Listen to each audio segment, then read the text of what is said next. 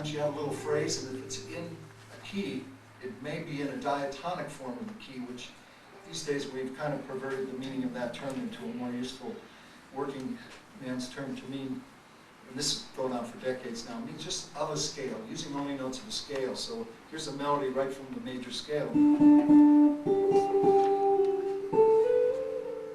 It just has that, the scale. Anybody know what a hypo version of a scale is from the textbooks and stuff? That's when, just to save you the grief that I went through going through these old books, they don't really often tell you what it is, they just show you the notes, but after a while you can figure it out. The root's in the middle of the scale. So if you see an old textbook and it says hypofractolian, then if there was a fractolian scale, its root would be in the middle of the scale. So here's a G major with this root in the middle, which would lead somebody to ask eventually, why isn't this heard as the root? But that's another, we'll save that for later. But this is heard right now as the root.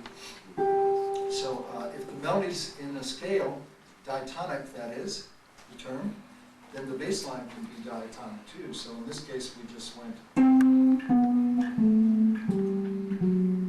and so often this happens on this, in older sounding music, this seventh degree often comes up, and it sounds like a 5-1 progression inverted, but again that's for another discussion, unless somebody needs to know right now. So there's that bass starting to come down. And here it says or.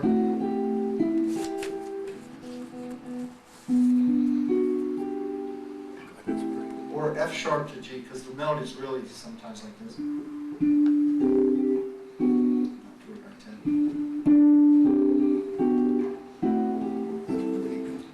F sharp to G, but sometimes you hear either way it'll work. The fingering in those last three chords is decidedly uneasy if you haven't encountered it before, but it's overshadowed by the fact that it's more useful than you might imagine if you take the time to learn how to put your finger on two strings.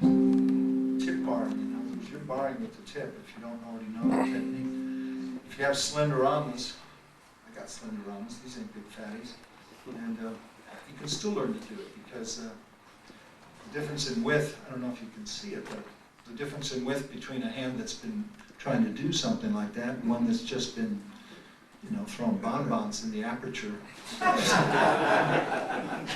That's a lot of difference,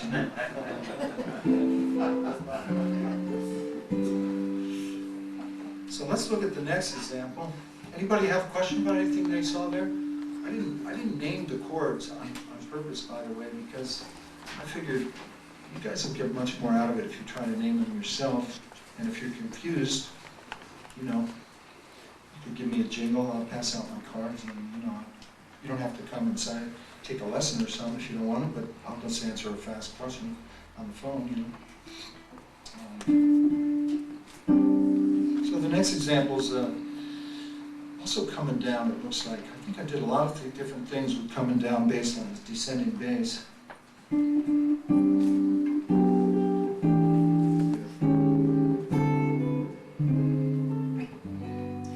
So let's look at this one. Now I threw that in, of course, on purpose, that funny one. It's non-diatonic harmony. There are 5 extra notes in the key. They're all friendly. They all like to speak. They got a right to speak if you like them.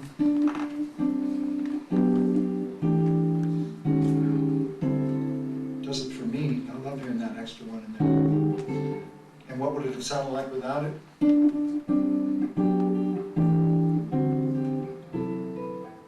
Oh, we got non-diatonic again. You can almost not do anything wrong in these kind of studies, because wrong is a pretty broad term that gets very, very narrow fast in terms of musical things. Really the most hideous interval for most people's ears is still a good interval if you know what else to include with it. You never get a, forgive the timely reference, a Saddam Hussein out of any of these intervals. You do get your local purse snatcher. But that purse snatcher is not gone for life, is not. Put him with somebody who reminds him of his mother. You know, now he's slightly rehabilitated, you know. Put this thing by itself, though, back on the streets. So that's about the nastiest interval we have, is the octave and the half step, the minor 9 or flat 9 interval. Some would vote for this one, but there are just too many chords that guitar players love that have this interval in it, and that's why they love the chord. For instance, a chord like that, we've got this. It's the comedy interval that when she's surrounded by these good people. What a chord. Put a D in the bass.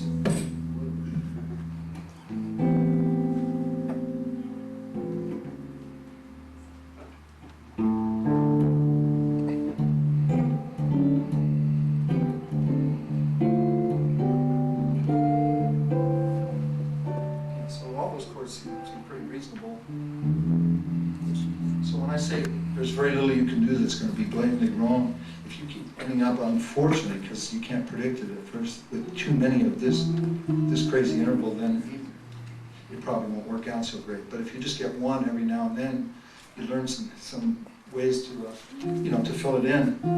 So probably the two most popular ways to fill that interval in are the last chord in line 1.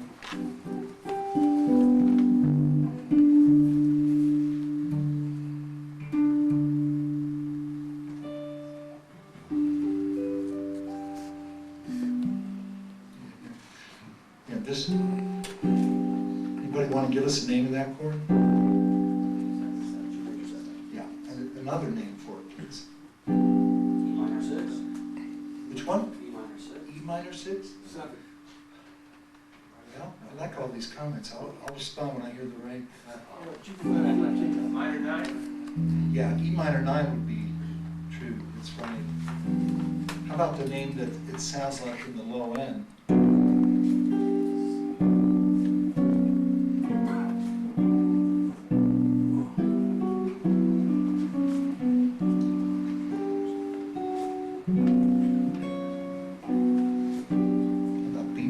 Flat 6. The scale has a flat 6.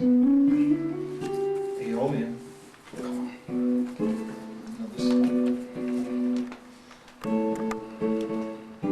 That chord, the flat 6 chord, well, that's the note. So when you hear now the 5th in the bass, we hear that G, A minor, B minor thing. So yeah, she's got a few names in. So the other common way, of course, is 7 flat 9. I'm feeling most of you have encountered that particular designation, and that's good. I hear this in soundtracks. Could be Carl playing it.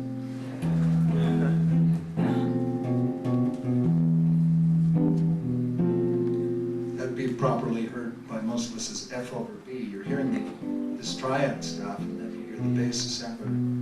It sounds pretty good in that function, but if you made this happen on the wrong place, what's wrong mean? I mean, there's the order, of course, but you're supposed to be going. And you go. Whoa, producer comes out of the booth. Not a happy look on his face. So, don't be scared to try any bass line under any melody, because the likelihood of you getting too many bad intervals in a row is pretty null and void. So let's see what else happened in this example before we go. Yeah, this fingering, I imagine it wouldn't be stretching it to assume that at home a lot of you would say, why the hell would he finger it like this? Why does he have to make things hard? Why do these damn teachers do this crap? Forgive my French, but it's because sometimes this isn't the best fingering. know, it depends on where you're going, where you've been. If you're sitting here, this is fine if you were going to stay right around here, it's beautiful. But if you're headed down into this terrain, this is just as reasonable because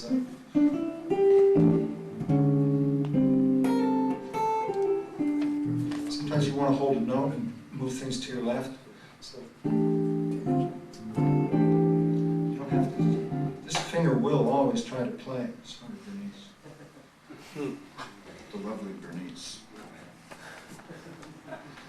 1961 was a very good year. Cars, guitars. So, this is Quartal harmony, or harmony in fourths, where for my ears and head it's, you need 3 notes on the bottom, which include 2 fourth intervals consecutively. If you have that, you have the quartal harmony. If you have just that much, already you're in that zone, especially if you transit to another chord that has something like that too. So when we did this, that's that quartal stuff.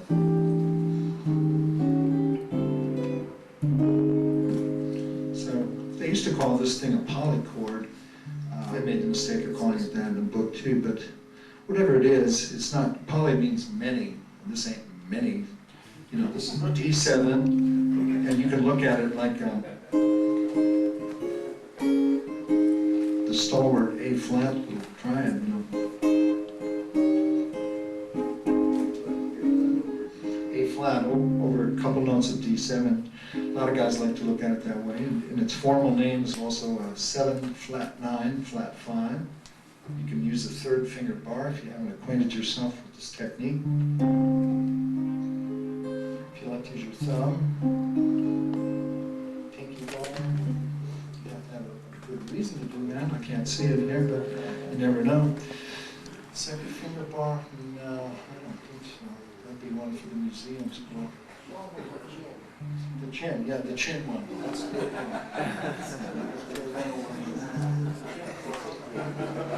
George Van Epps did do a chord with his nose once in the studio, just as somebody challenged him. I bet you can't play that part or something happened, or just to not upset the producer who had written something that wasn't playable. Producer written something that wasn't playable.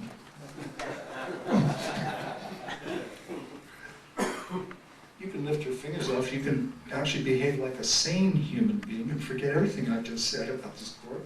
Just put down a couple fingers in the bass and just play this stuff, you know. And then but how do we get the other note? Well, you just gotta lift something off, I guess, or slide that. It won't be easy, but it won't be a nightmare. And then what's hard is getting out of this, back out of there. Something that sometimes nothing will do, but a certain voicing. I grew up in bands playing all this kind of music, and it's just in my blood. I like to hear it. So that bass line did go.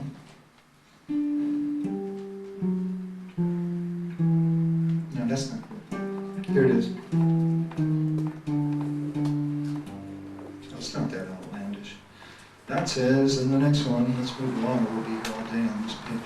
Please play the first 3 diagrams in the prior example again, and then these. So yeah, this is just, we're just going to play this, but now we're going, so that's more chromatic. Let's see what happened there. Downbeat. There it is, Mike. That's the chromatic one.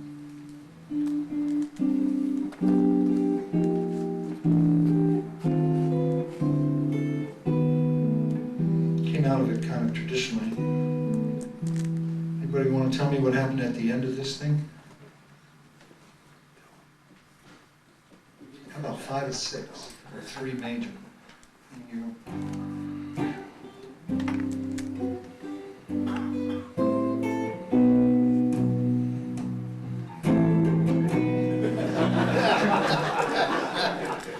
It's fun.